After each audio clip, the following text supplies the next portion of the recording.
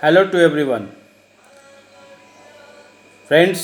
मैं आज जो वार्ता आपसे कर रहा हूँ वह स्पिरिचुअल से रिलेटेड है। और आज एक आर्टिकल आया द स्पीकिंग ट्री, और उसमें टॉपिक था विजन ऑफ वननेस। और ये जो बोला गया है वेदांता संस्था के स्वामी चिन्मयानंद जी के द्वारा। तो मैं इसे पढ़ा तो मुझे थोड़ा इससे एक लगा कि नहीं, ये लेख जो है आप लोगों से भी शेयर करना चाहिए। तो हालांकि मैं यह जो आर्टिकल है इंग्लिश में है, तो मैं इसको कोशिश कर रहा हूँ कि हिंदी में आप लोगों से शेयर करूँ। Vision of oneness, Swami Chinmayanand जो वेदांता के स्वामी जी हैं, वेदांता संस्था के। उन्होंने हेडलाइन में कहा है, जब भी हम दुख को देखते हैं तो हम जो हमारे आँखों में जो आंसू होते हैं उसको हम कोशिश करते हैं कि आंसू को न दिखे, क्योंकि ये हमारा अपना आंसू होता है। और यही यूनिवर्सल विज़न है, सांसारिक दृष्टिकोण है लोगों का। तो अब जो लेख है उसको मैं आप लोग से शेयर कर रहा हूँ कि हमारा जो लव है, स्नेह है जो अपने के लिए, वह बड़ा नेचुरल होता है। अगर हम अपने टॉप ऑफ द क्राउन, जो मुकुट है ऊपर में, और ये हमारा जो नीचे का टो है, अंगूठा है, जो वहाँ तक हम अपने आप को देख के अपने आप को हम प्यार करते हैं। हालांकि ये हमारे जो ये हाथ हैं वो पैर के समान नहीं हैं, जो पैर हैं वो टोज के समान नहीं है, टोज जो है वह फिंगर के समान नहीं है, फिंगर जो है वह नाक के समान नहीं है, और नोज जो है, नाक जो है वह कान के समान नहीं है। फिर भी हम इन सभी अंगों को हम बड़ा स्नेह से देखते हैं, क्योंकि ये हमारे शरीर का, पूरे शरीर का एक पार्ट्स है। और ये सभी पार्ट जो हैं शेप में, आकार में डिफरेंट हैं, फंक्शन उनका अलग अलग है।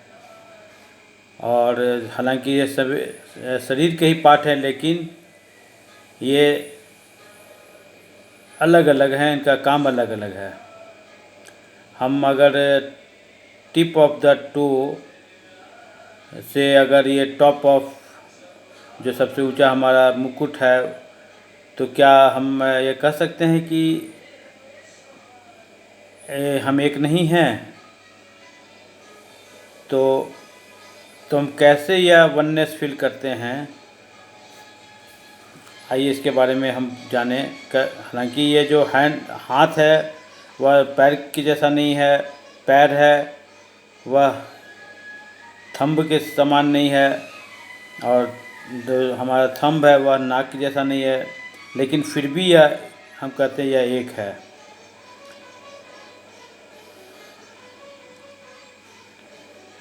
हमारे जो हर एक शरीर में जो कोशिकाएं हैं वह क्या एक है? हम जो ये 250 पाउंड के 6 फुट के जो हैं, अगर हम एक पिन ला के बोलें कि वी हैव डिसाइडेड कि आपके शरीर में ये पिन भोंकेंगे, तो क्या हम भोंकने देंगे? डेफिनेटली नहीं। और हम चाहेंगे कि अगर भोंकना भी जरूरी है तो हम किस अंग में उसे भोंके, ताकि हमें दर्द का एहसास नहीं हो।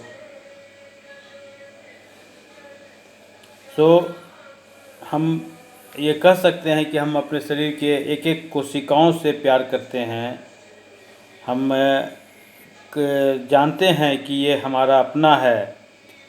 अगर हमारा अपना अंगुली जो है हम बोले कि उसको अपने आँख में भोंकना है, अपने जो दांत है उससे हमको अपना तलवा जीभ जो है उसे दबाना है, तो क्या हम करेंगे? ऐसा हम नहीं करेंगे। दिस फिंगर, क्योंकि ऐसे करने से क्या हुआ कि ये जो अननेसेसरली हमारा जो ये उंगली है वो आँख को दर्द कराएगा, जबकि ये फिंगर जो है हम उसको किसी काम में लगाएंगे तो वह ज़्यादा अच्छा काम करेगा। सो ये फिंगर जो है is an example of the entire body politic. ये फिंगर जो है एक एग्जाम्पल है हमारे सारे शरीर का, कैसे प्रॉपर वे में काम करते हैं। Must be discipline in the body, और ये जरूरी है कि हमारे शरीर में एक अनुशासन हो। क्या हम ऐसा नहीं कहेंगे? जब हमारे अपने फिंगर जो कि हमारे आँखों को दर्द पहुंचा सकता है, तो क्या हमारे ये पांचों फिंगर जो हैं ऐसा करके हम अगर आँख में रब करना शुरू कर दें तो हम ऐसा करने के पहले हम सॉरी बोलेंगे। So the I through watering and red looks at the finger and silently says I know it and forgive the finger। ऐसा हम करेंगे तो फिर हम कहेंगे कि ये गलती से ऐसा हो गया, क्या ये ऐसा हमें करना चाहिए था। सो मान लीजिए कि ये जो हमारा फिंगर है, जो हम हमारे बगल में कोई बैठा हुआ है उसको हम आँख में भोंक दें, तो क्या हमारा ये काम मर्सिलेस नहीं होगा कि हम एक दया भाव के बिना ऐसा काम किए? और इसलिए हम ऐसा किए कि वो हमसे अलग है, क्योंकि हमारा शरीर नहीं है। सो हम एनालिसिस करें डीपली कि हम जब होल वर्ल्ड जो है इसको हम अपने एक बॉडी के समान समझें, क्योंकि जैसे हमारे सेल एक पवित्र जैसा है, तो हर एक संसार में जो सेल्स है संसार में वो भी उसी जैसा है। And every inert particle in the world outside is also a part of you. और ये संसार में जो दूसरे पार्ट है संसार में वो भी हमारे जैसा ही है। सो ये हमसे कोई अलग नहीं है। ये ऐसी समझदारी अगर हम लाएंगे तो हम एक गुडविल लिविंग बींग्स के प्रति हमारा बढ़ेगा और हम में एक सर्विस की भावना, सेवा की भावना अपने आप आएगी।